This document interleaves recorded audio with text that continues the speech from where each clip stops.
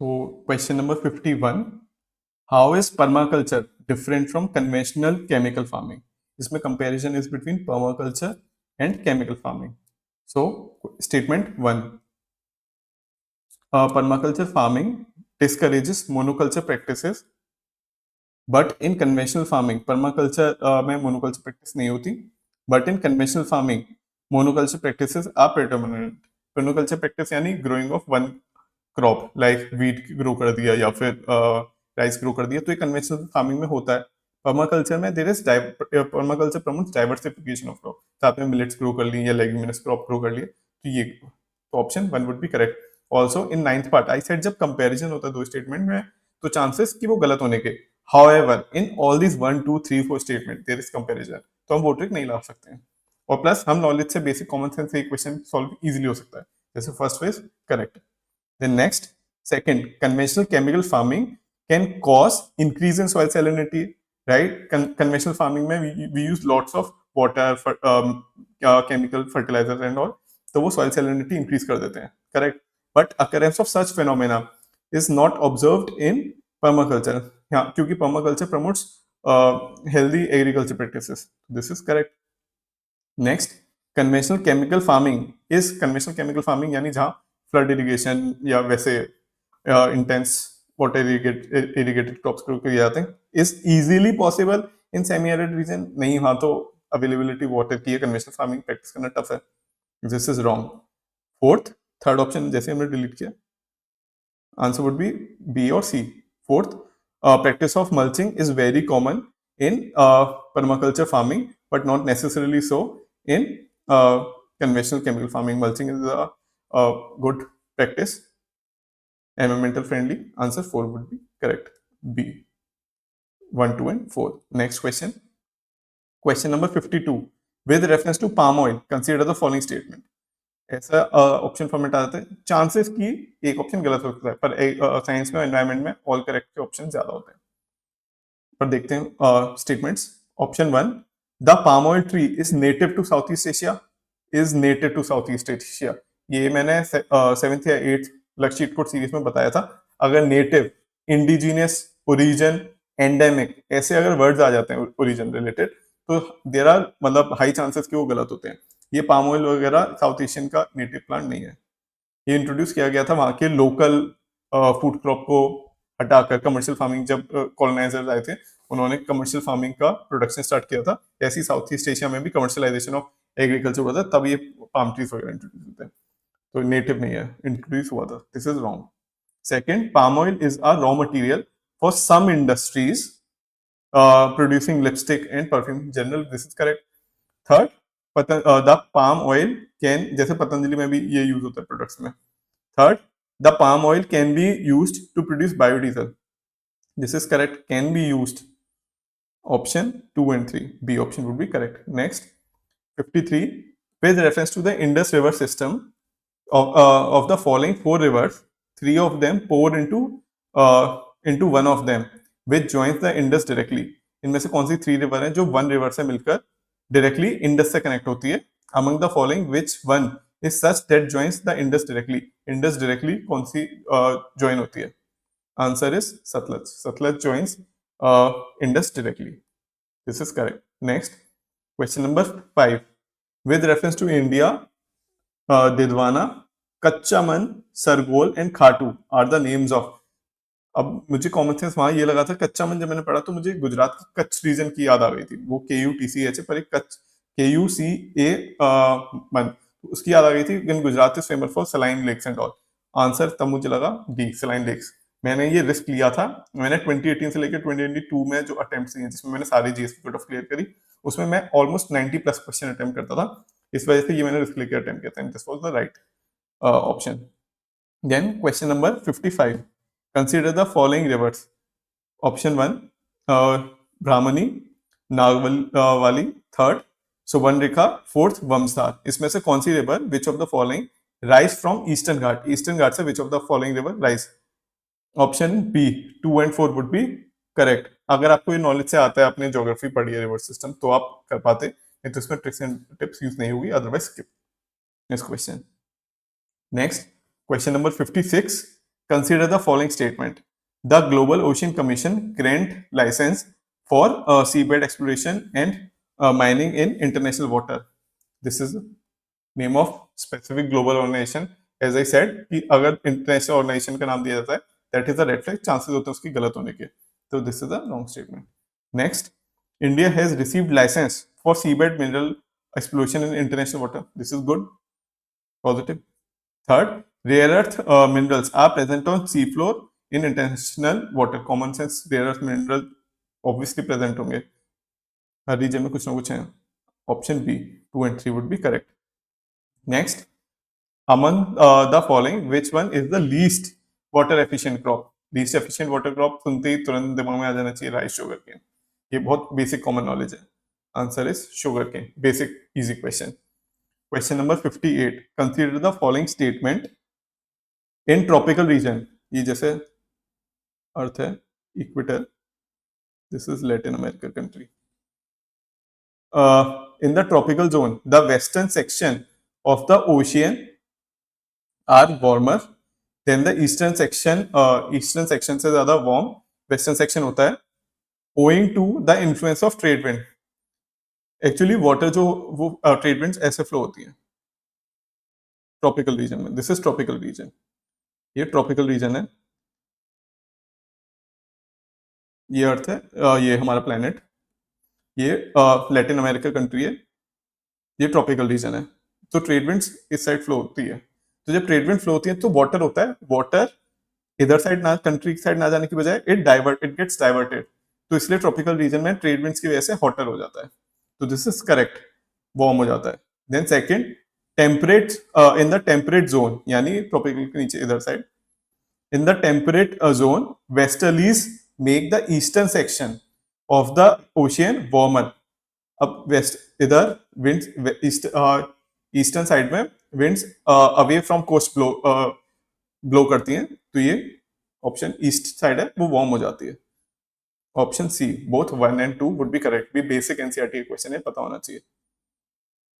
Don't mind my figure, mapping थोड़ा सा गड़बड़ है. तो next, question number 59. In the context of India's preparation for climate smart agriculture, consider the following statement.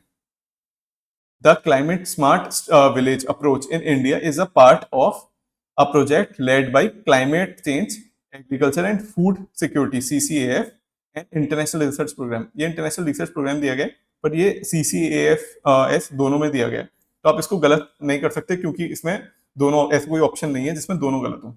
यानी दोनों correct ही माने जाएंगे इसमें, क्योंकि इसमें हम चूज नहीं कर सकते. अगर ये एक ही स्टेटमेंट में दिया होता इंटरनेशनल ऑर्गेनाइजेशन वगैरह का नाम, तो we could have marked it wrong.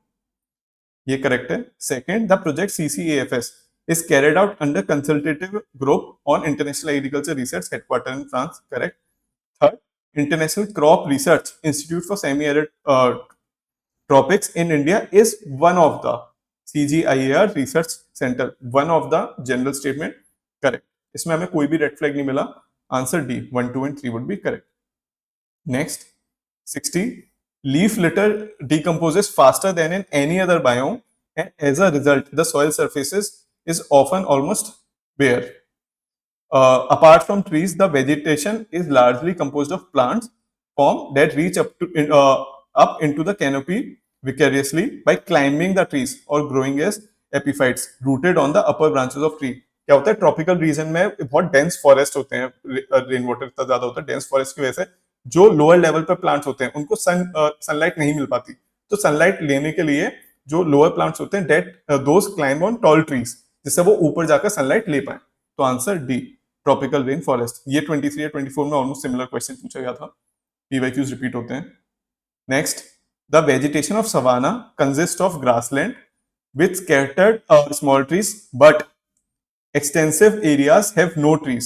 Savanna region में स्कैटर्ड बहुत स्मॉल ट्रीज होते हैं.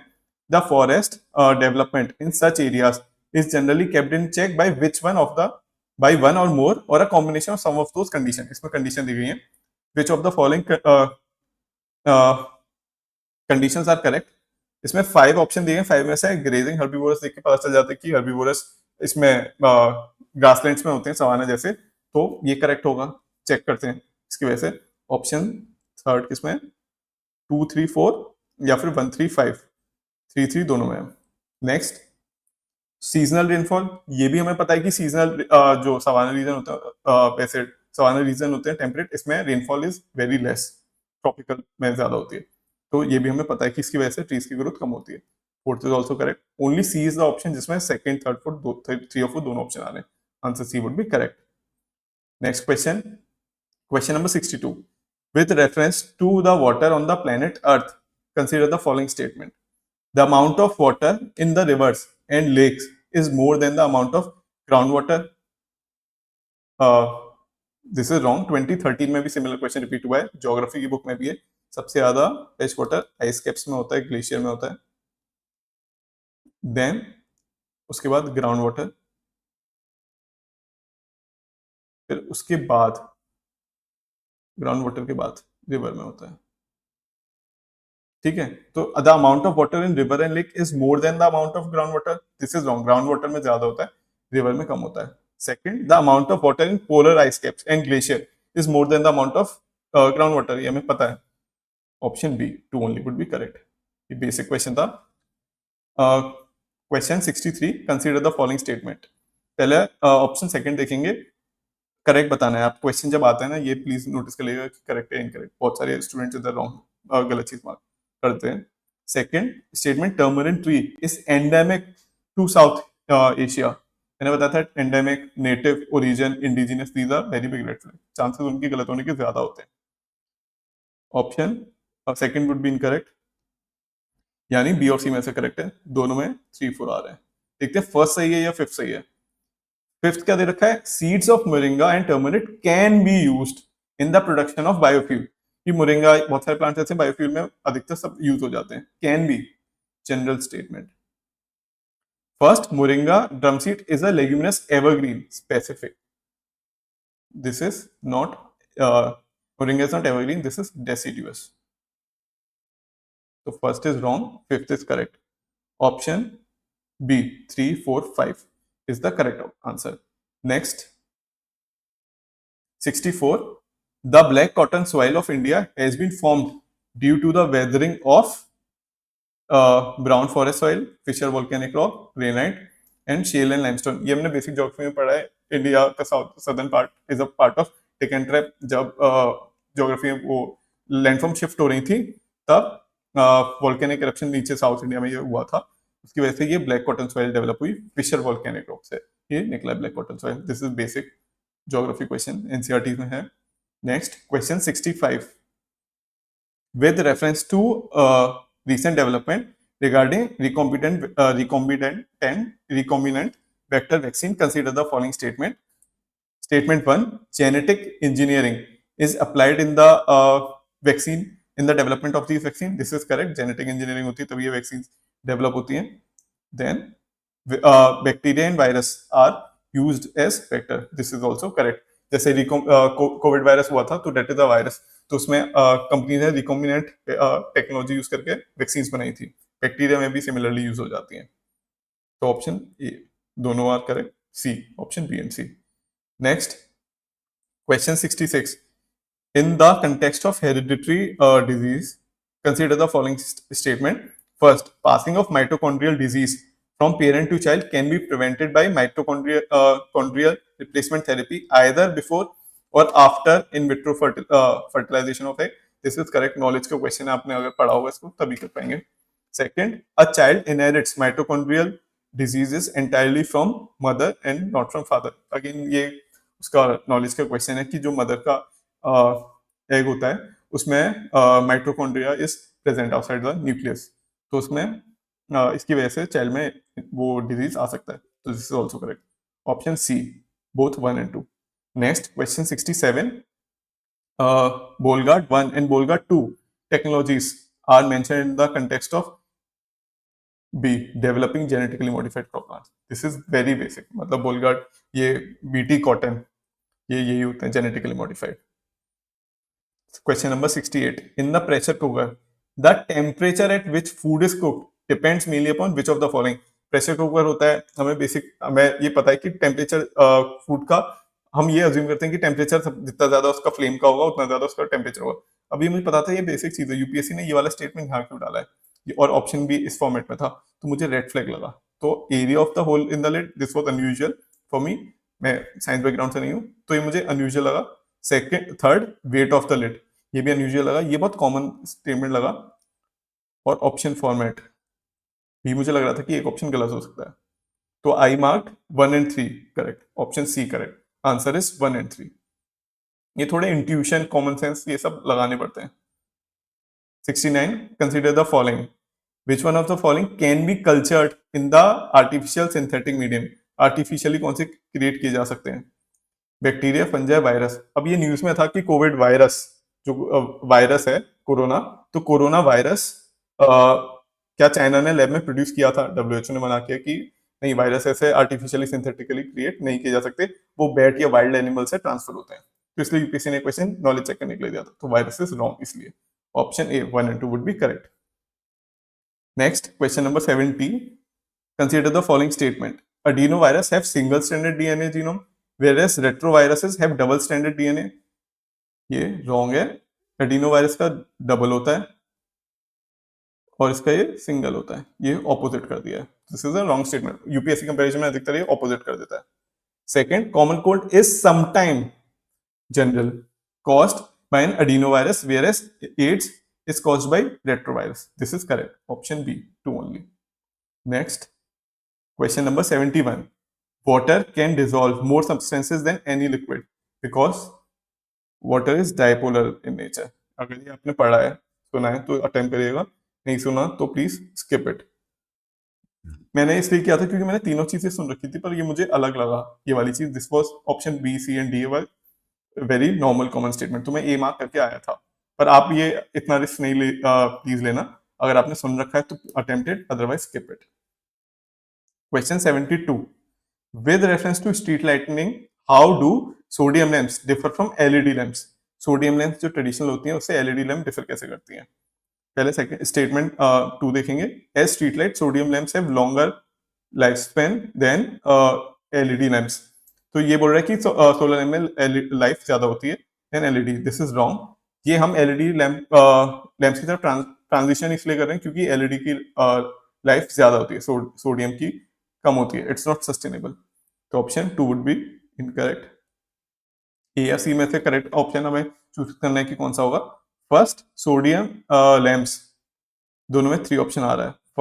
First, sodium lamps produce light in 360 degrees but it is not so in the case of LED lamps, LED lamps 180 degree करते हैं, this is correct statement, ज्यादा light इसमें 360 degree sodium lamps में produce होती है, option C 1 and 3 only would be correct। Next, the term ACE2 is talked about in the context of coronavirus का time था। Genes introduced in the genetically modified plants, development of India's own satellite, third, radio caller for wildlife tracking, fourth, spread of viral disease। Covid का time था इसलिए UPSC ने term news में था, ये पूछ लिया, part of current affair.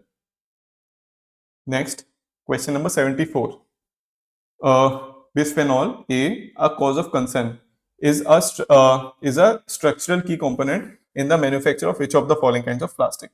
Answer, polycarbonate है, if you have read about it, attempt it, otherwise skip it, I skipped this question। Question number 75, triclosan considered harmful when exposed to high levels for a long time is most likely present in which of the following? ये harmful होता है अगर higher level में हो, कम level में हो तो ठीक है, पर अगर हायर लेवल में फॉर अ लॉन्ग टाइम है तो इट्स हार्मफुल। क्या क्या ऑप्शन है? Food preservative, fruit ripening, reuse plastic container. इन सारी चीजों में हम डेली फूड वगैरह नॉर्मल अपनी किसी ना किसी फॉर्म में हमारे इनटेक में आता है, इसमें जो प्रोडक्ट्स होते हैं ये सारे प्रोडक्ट्स हमारे इनटेक में आते हैं, but toiletries would be the correct answer क्योंकि ये इट्स अ हार्मफुल मटेरियल। अगर इनमें से तीनों में होगा तो हम इंजेस्ट कर लेंगे और it would be very wrong for our health, तो टॉयलेट्रीज में होता है हार्मफुल प्रोडक्ट, तो 75 डी, इसलिए मैंने ये मार्क किया था। नेक्स्ट क्वेश्चन अटेम्प्ट करते हैं, question number 76, which one of the following is the reason why astronomical distances are measured in light years? इसका ये बेसिक नॉलेज का क्वेश्चन है एनसीईआरटी का, speed of the light is always the same, इसलिए astronomical distances light years में major किए जाते हैं. 2 into something, write in the comment section की क्या स्पीड होती है if you know. Next, question number 77. We adopted parliamentary democracy based on British model. But how does our model differ from that model, British model, Indian model में क्या फर्क है? Question attempt करते हैं. Question is, first, as regard legislation, the British Parliament is supreme or sovereign, but in India, the power of Parliament to legislate is limited. ये comparison वाला statement है. Last video में बताया था comparison गलत होते हैं. However, अगर आप सिर्फ ट्रिक लगा के यूज करते हैं आप गलत अटेम्प्ट कर देते हैं, पर इधर हम नॉलेज भी यूज करेंगे और ये बेसिक नॉलेज है, बेसिक क्वेश्चन है, नॉलेज से इजीली हो जाएगा. क्वेश्चन क्या बोल रहे हैं कि ब्रिटिश पार्लियामेंट सुप्रीम इसलिए है, but in India the power to parliament to legislate is limited. British जो यूके है, यूके में देयर इज नो कॉन्स्टिट्यूशन, तो इसलिए वहां की पावर पार्लियामेंट की अनलिमिटेड है, बट इंडिया में देयर इज अ कॉन्स्टिट्यूशन. तो पार्लियामेंट किस चीज पे लेजिस्लेट कर सकता है वो लिमिट है, क्योंकि केशवानंद भारती में बेसिक स्ट्रक्चर डॉक्ट्रिन आई थी. बेसिक स्ट्रक्चर डॉक्ट्रिन में क्या बोला था कि पार्लियामेंट वो चीज लेजिस्लेट नहीं कर सकता जो बेसिक स्ट्रक्चर को वायलेट करते हैं. Parliament can only legislate those things जो बेसिक स्ट्रक्चर से कंप्लाई करते हैं. तो वो पावर लिमिट हो गई क्योंकि कॉन्स्टिट्यूशन के अंदर पार्लियामेंट लिमिट कर देता है. तो this is correct. In India the matters related to the constitutionality of the amendment of an act of the parliament are referred to the constitution bench by the supreme court. This is correct. constitution bench के पास ही cases जाते हैं जो amendment related होते हैं, क्योंकि वो major cases होते हैं. Write in the comment section कि constitution bench minimum supreme court के कितने जजेस की फॉर्म होती है. Option B 2 only would be correct. Next, question number 78. With reference to union government consider the following statement.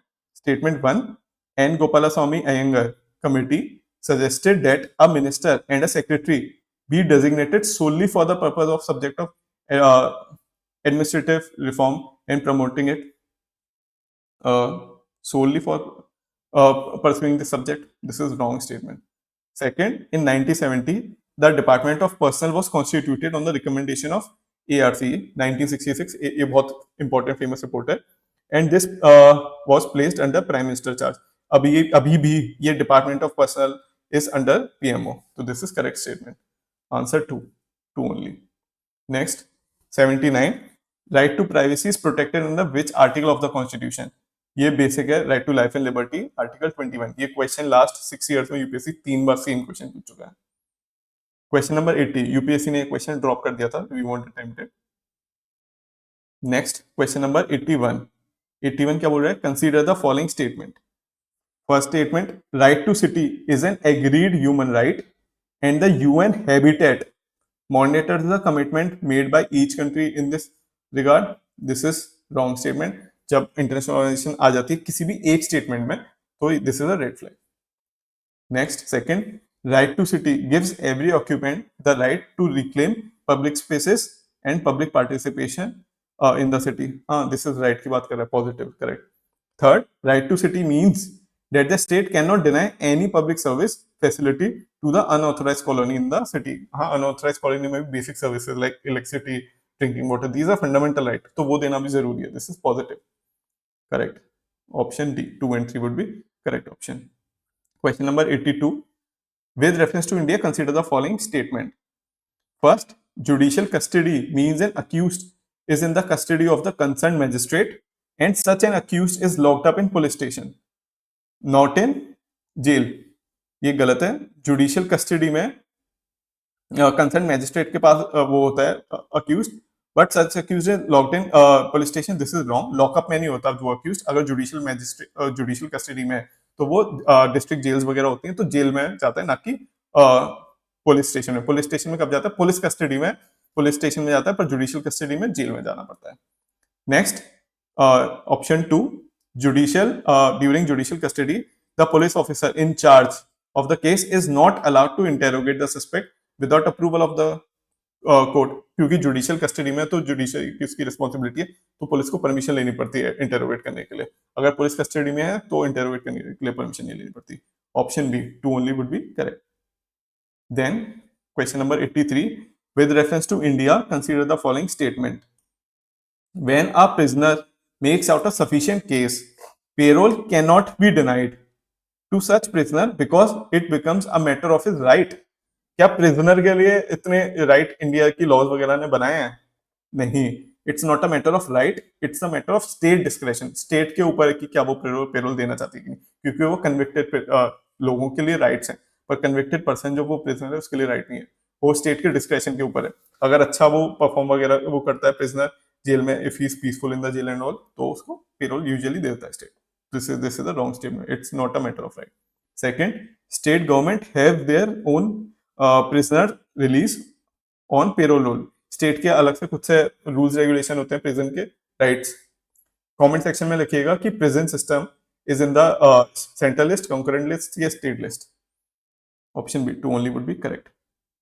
Next, question 84, at the national level which ministry is the nodal agency to ensure effective implementation of the scheduled tribe and other tribal traditional forest dwellers recognition of forest right act 2006?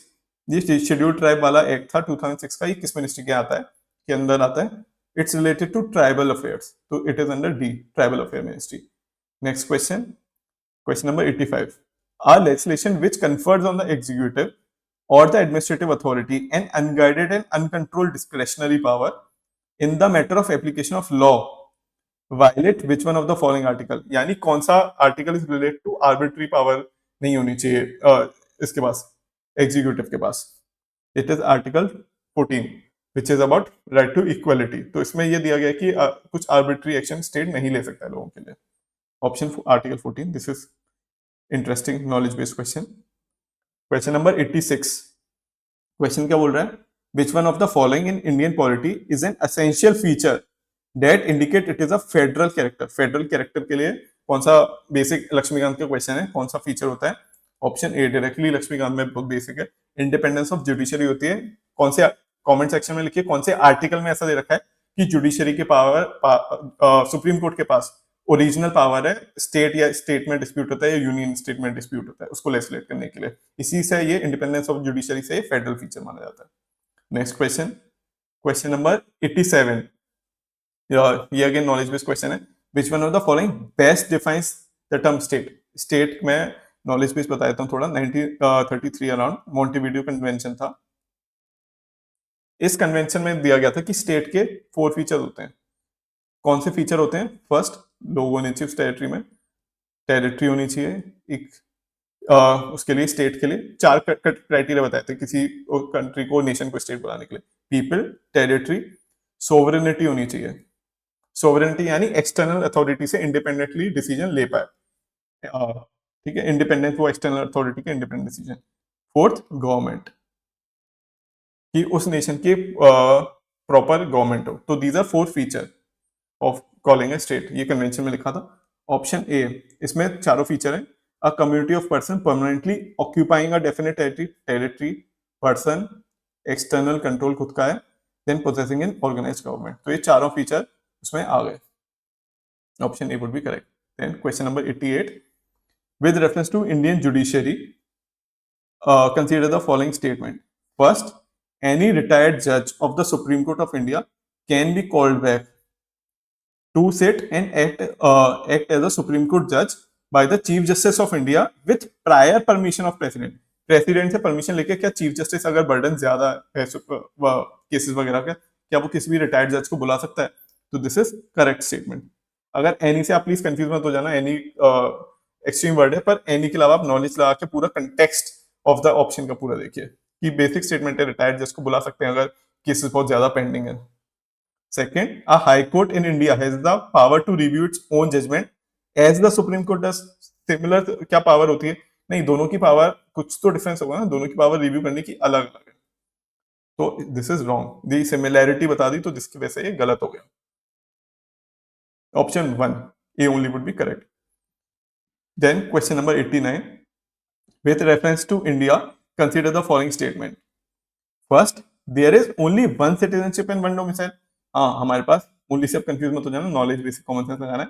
One citizenship, Indian citizenship, and one domicile, यानी आप किस state में है, तो एक domicile है, this is correct. Second, a citizen by birth only can become the head of state, कि head of state बनने के लिए आपको बाय बर्थ सिटीजनशिप होनी चाहिए, ये होता है यूएसए में। यूएसए में आपको बाय बर्थ वो होना चाहिए, यूएस का सिटीजन होना चाहिए। For example Elon Musk president US का इसलिए नहीं बन सकता because he was born in South Africa. अगर वो यूएसए में बोर्न होता तो ही वो ट्रम्प को हेल्प करने की बजाय he would have stood up in the election खुद से। तो ये यूएस में होता है, इंडिया में नहीं होता। इंडिया में कंट्रोवर्सी थी कि सोनिया गांधी फॉरेन बॉन्ड, तो उनको हेड ऑफ द, इसमें स्टेट है या हेड ऑफ द बनना चाहिए कि नहीं प्राइम मिनिस्टर। तो this is wrong. Next, a foreigner once granted the citizenship cannot be deprived of it under any circumstances। Foreigner को अगर सिटीजनशिप दे दी गई है उसको डिप्राइव कर दी जा सकती है अगर वो कुछ रूल्स एंड कंडीशन है, कुछ टाइम के लिए अगर वो जेल में है या कुछ ऐसी एक्टिविटी एंटी नेशनल वगैरह करता है तो उसको डिप्राइव की जा सकती है। तो this is also wrong. Which of the following above are correct? First only is the correct, A one only. Next, question number 90, which one of the following factor constitute the best safeguard of liberty in a liberal democracy? Liberty के लिए best safeguard कौन सा है? Committed judiciary, committed judiciary this is wrong, जो executive होगा उसके biased हो जाएगी। Centralisation of power wrong, decentralisation होना चाहिए। इलेक्टेड गवर्नमेंट एक फीचर हो सकता है पर उससे ज्यादा इंपॉर्टेंट डी लिबर्टी के लिए सेपरेशन ऑफ पावर, क्योंकि इलेक्टेड गवर्नमेंट है पर वो अगर सेपरेशन ऑफ पावर नहीं है तो इलेक्टेड गवर्नमेंट भी लोगों के राइट्स को वायलेट कर सकती है। फॉर एग्जांपल हिटलर था, he was elected but still उसने वायलेट कर लिया। पर separation of judiciary, separation of power होगा तो तीनों ब्रांच ऑफ गवर्नमेंट एक दूसरे को चेक कर पाएंगी। तो जो पॉपुलर इलेक्टेड गवर्नमेंट है वो आर्बिट्री अपनी मन से कुछ नहीं कर पाएगी। जो जुडिशरी है वो उनको अकाउंटेबल कर सकती है। तो option D would be correct. Question number 91, under the Indian constitution concentration of wealth violates, ये बहुत ही बेसिक नॉलेज बेस्ड क्वेश्चन है। Concentration of wealth violate DPSP, directive principle of state policy. Write in the comment section कौन से article में ये वाला concentration of wealth नहीं होना चाहिए, वो चीज लिख रखी है। Next, question number 92, what is the position of the right to property in India? India में जो राइट है प्रॉपर्टी का, उसकी पोजीशन क्या है? Legal right available only to citizen only, this is wrong. Citizen के पास नहीं है, मतलब राइट टू प्रॉपर्टी कॉर्पोरेट वगैरह के पास भी होती है और बाहर की फॉरेन कंपनीज वगैरह आती है या औरों के पास भी होती है। दिस इज सिटीजन की वजह से रॉन्ग है। Next, legal right available to any person, this can be correct. Third, fundamental right available to citizen only, क्या right to property fundamental right है? फंडामेंटल राइट नहीं है, क्योंकि फंडामेंटल राइट पहले था पर कौन से अमेंडमेंट में, please right in the comment section कौन से अमेंडमेंट में फंडामेंटल राइट टू प्रॉपर्टी को फंडामेंटल राइट से रिमूव करके लीगल राइट बना दिया। कौन से आर्टिकल में राइट टू प्रॉपर्टी लिखा हुआ है और कौन से अमेंडमेंट ने उसको फंडामेंटल राइट लेकर किसी और आर्टिकल में डाल दिया, लीगल राइट बना दिया। Write in the comment section, this is also wrong. Neither fundamental right not legal right, this is wrong. Fundamental right नहीं है पर लीगल राइट है, लीगल राइट है बट फंडामेंटल राइट नहीं है। Option B, legal right available to any person.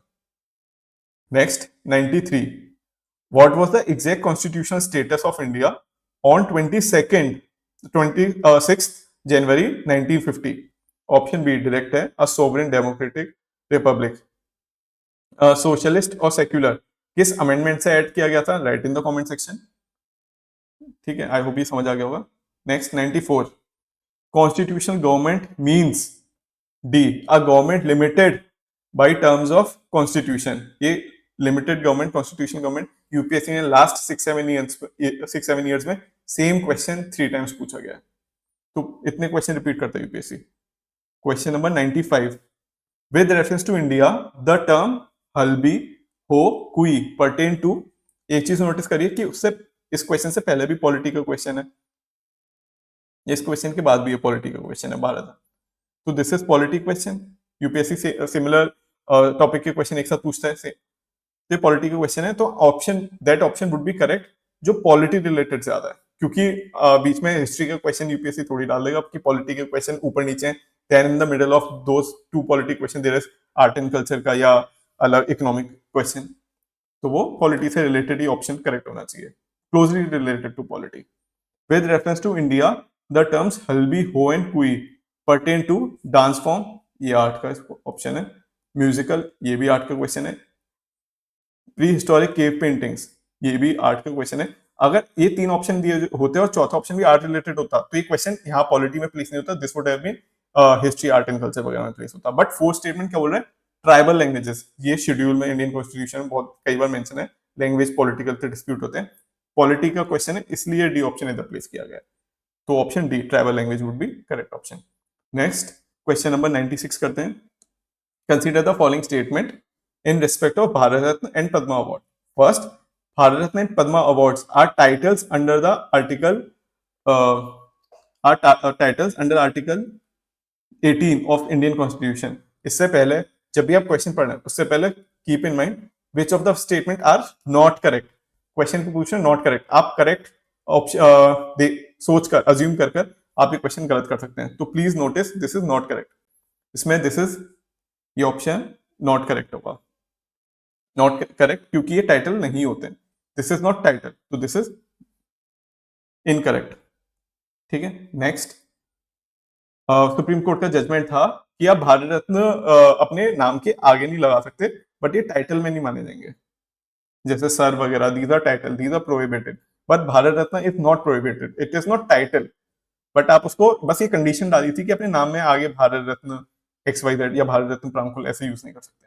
Next question number 2, statement 2, Padma award which were instituted in the year 1954 were suspended only once. We don't know once twice thrice कितनी बार भी हो सकता है, ये बहुत डाइसी क्वेश्चन है, this is not correct. Then third, the number of Bharat Ratna award is restricted to a maximum of 5 in a particular year. This is arbitrary, 5 नहीं है। ऑप्शन ये भी गलत, option D 1, 2 and 3 all of them are wrong, ये दोनों number दिए हुए ये गलत है, only once 5। Next question number 97, consider the following statements. Statement 1, the United Nations Capital Development Fund, name of the organization, red flag, and Arbor Tree Foundation have recently recognized Hyderabad as 2020 Tree City of the World. This is wrong. Hyderabad was selected for the recognition for a year following the commitment to grow and maintain the urban forest. This is correct statement. ये बहुत news में था। Option D statement 1 is not correct, but statement 2 is correct.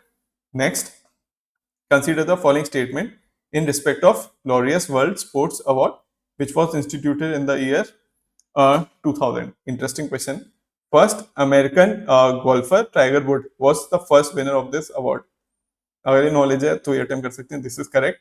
The award was receive mostly by formula 1 players so far, ये formula 1 नहीं, tennis के लिए सबसे ज्यादा मिला है। Third, Roger Federer the legend, tennis legend, receive this award maximum number of times as compare to other, this is correct.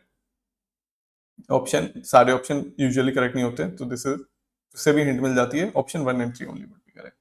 Next question number 99, consider the following statement in respect of the 32nd summer Olympics. First statement, the official motto for this Olympic is a new world. ये a new world पढ़ते ही मुझे ये question गलत लगा था कि ये मोटो कैसे हो सकता है, new world is related to political, ये पॉलिटिकल जियो पॉलिटिक्स का वो है वर्ड है, और जो समर ओलंपिक्स होते हैं डेट इज मतलब पॉलिटिक्स से बाहर रहते हैं, इट्स अबाउट स्पोर्ट्स स्पिरिट, तो वैसे टर्म होने चाहिए कुछ परसिस्टेंस या परसिवरेंस वगैरह से ऐसे related, this is wrong. Second, sport climbing, surfing, skateboarding, karate and baseball are included in the Olympics, this is correct, नए स्पोर्ट्स ऐड हुए थे, B 2 only. Next question number 100, consider the following statement in respect to ICC world test championship. The number, ये भी news का question है, it was in news. The finalists were decided by the number of matches they won. This is wrong. Other criteria थे. Write in the comment section इस year में क्या था criteria. Second, New Zealand was ranked ahead of England because it won more matches than England. This is also wrong statement. News का था. Option D. Neither 1 nor 2. ये मैंने option neither इसलिए attempt किया था कि जो finalists थे उस टाइम न्यूज में था। जनरली ऐसा होता है कि फाइनलिस्ट उससे जीते जाते हैं जितने ज्यादा मैचेस लोग विन कर टीम विन करेगी उतना जीतेंगे, उस टाइम कुछ रूल में चेंजेस हुआ था, तो दिस वाज अमेंडेड, इसलिए मैंने रॉन्ग किया था। और इसमें New Zealand was ranked ahead of England, तो इसमें कंपैरिजन आया था, इस वजह से मुझे रेड फ्लैग लगा था। आपके भी अलग अलग इंट्यूशन या कॉमन सेंस वाली चीजें होंगी, वो यूज कर सकते हैं, मुझे ये वाला इसकी कंपैरिजन वगैरह वाली चीज है, ये गलत लगा था। इसमें वैसे इंग्लैंड नहीं था, इंडिया था, तो दिस इज रॉन्ग, न्यूज का पार्ट था D, neither one not two. I hope आपको सेशन अच्छा लगा होगा। अगर आपको अच्छा लगा please like share and subscribe. बाकी आपको कुछ भी इश्यूज या कुछ भी डाउट्स हैं, मैं अपना टेलीग्राम ग्रुप ज्वाइन का लिंक डाल दूंगा, उसमें पीडीएफ वुड भी शेयर एंड ईमेल का लिंक भी मैं शेयर कर दूंगा। तो आपका कुछ भी डाउट है, कुछ सजेशन है, कुछ भी इश्यूज है, you can feel free to write. बाकी इट्स आर जनवरी, काफी लोगों ने पूछा कि भैया क्या आप ये अटेम्प्ट दे रहे हैं? नहीं, मैं ये अटेम्प्ट नहीं दे रहा, डायरेक्टली नहीं दे रहा, इनडायरेक्टली दे रहा हूँ। इनडायरेक्टली कैसे है, आप लोग अटेम्प्ट दे रहे हैं, आपके साथ ही मेरा भी अटेम्प्ट है, I am equally working hard as you. आपका क्लियर हो जाएगा, I would be equally happy. तो इसलिए इट्स आर जर्नी टुगेदर, तो लेट्स वर्क हार्ड। कुछ भी डाउट्स वगैरह हैं तो please feel free to ask. So let's meet in the next session. Next ये 2021 का पेपर डिस्कस कराए, नेक्स्ट टाइम 2022 का पेपर डिस्कस करेंगे। एंड डोंट वरी, एग्जाम से पहले मैं 2023 और 2024 का पेपर भी डिस्कस करूंगा। So work hard, let's meet in the next session. Thank you.